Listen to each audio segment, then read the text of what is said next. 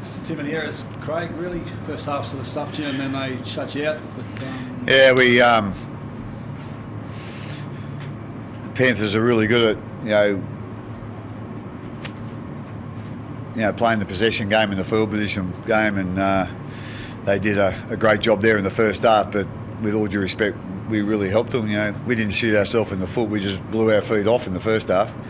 Like I say, just with errors and just looked like we were looking for shortcuts, and that doesn't work against a team like that, or the team that they've been the last 3 or 4 years, and you need to be nearly squeaky clean to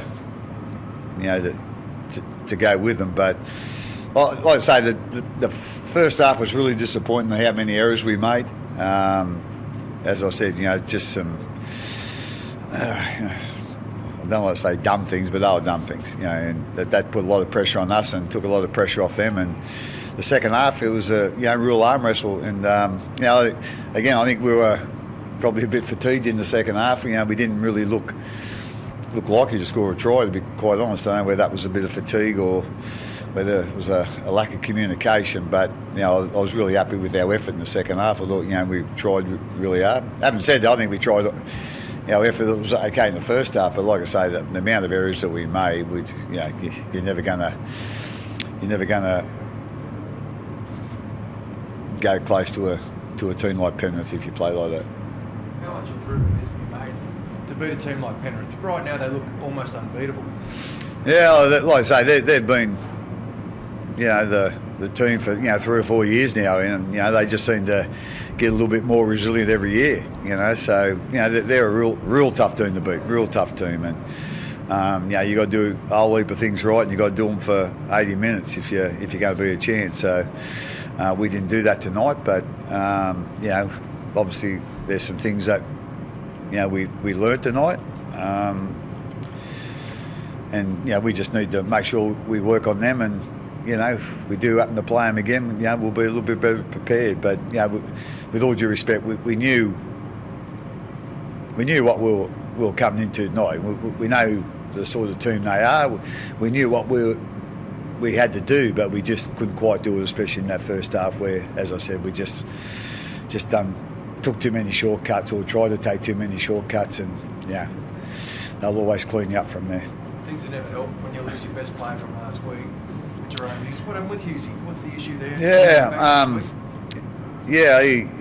He hurt his ankle in the game last week, probably after about 20 minutes, half hour, but he was okay to go on. So they think he's just sort of aggravated that because he played with it, like for an hour after he hurt it. But there wasn't a whole heap of swelling. The scans didn't really show a whole heap either. So pretty confident he was going to play tonight, but so he didn't train all week. But our captain's run, he got the boots on and went out, but he really struggled. So I don't know whether there's some underlying thing that we haven't found, but hopefully he'll be right for the next couple of weeks. But as I said, they couldn't find anything that was too wrong with him, and so like I say, hopefully he's on the road to recovery.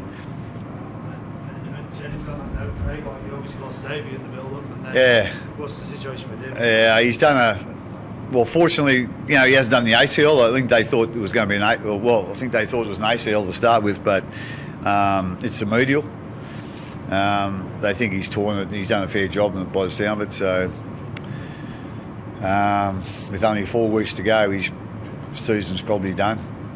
So hopefully that's not the case, but that's what they're probably thinking. He's got 6 to 8 weeks, so which is really unfortunate. He's had a really bad run with injuries, George. And he deserves better than that. He always works hard, and he does a really good job out of the backfield for for us and all the teams he's played for before. And so just hopefully he might be able to get back a little bit quicker, and we'll just see what happens. You just touched on how difficult it is to beat Penrith, but especially here, like the crowd really gets on top of them. Like, how do you take that out of the game? How do you, if you have to come here in week 1 or whatever it might be, or whoever is going to come here, take that out of the equation?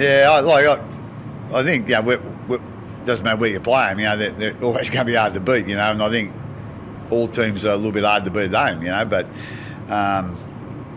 yeah, like I say, you have to play the long, the patient game with them if you're going to have success. But you need to be real patient, and whenever your chances come, your little moments come, you've got to grab them with both hands. And they're a very hard-working team. They're a very disciplined team, and they've got some really good players in key positions that can make things happen when they get the weight of possession, or they get the weight of field position. So I think that's their.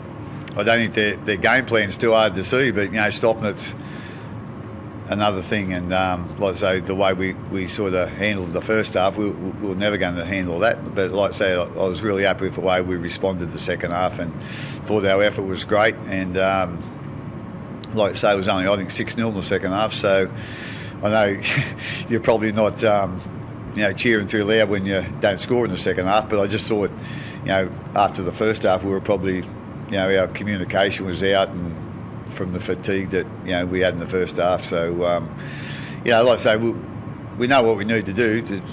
Doing it's the hard thing, and we learned a lesson there tonight, and hopefully we can learn from that.